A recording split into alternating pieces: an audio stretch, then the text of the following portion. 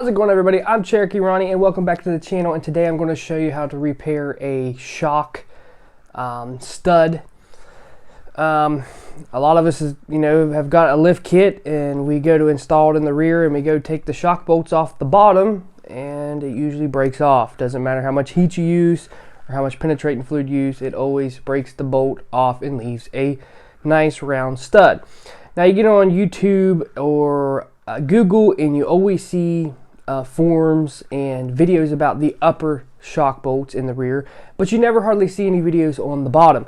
And when you do, it's not something that you want to do. A lot of videos I've seen, people cut the stud off clean and drill a hole through it and put a bolt through there.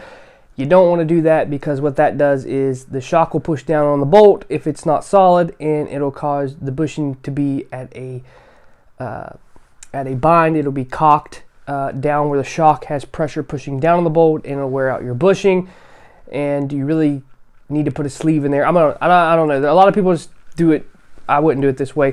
There's a lot of different ways you can attack this fix, but this is the fastest and the easiest that I have figured out. When you're in your backyard or wherever in your garage, this will cost you about $5, and you got to know how to weld a little bit. If you're not that good of a welder, just bubble gum it on and grind it down. But it's pretty self-explanatory. In this video, you'll see the shock mounts off. It's because I actually went ahead and cut those off and went ahead and raised those, because mine's an off-road rig. But it's the same thing underneath the vehicle. This way you have a little bit better view. But let's go out here and check it out. I'm gonna cut this head off, weld it onto here, like that. Now we got it welded. Looks pretty good. We got it on. It's out of the way. It looks really, really good. Got the other one done. Like I said, there's 1,000 ways that you can do this, but this is the easiest method that I've found. My bolts are sticking out a little long. Like I said, I can grind those off, which I will, but this is pretty self-explanatory and pretty easy. You could probably do this for almost free if you have a garage, because if you have a garage, you have a lot of bolts laying around and nuts and washers.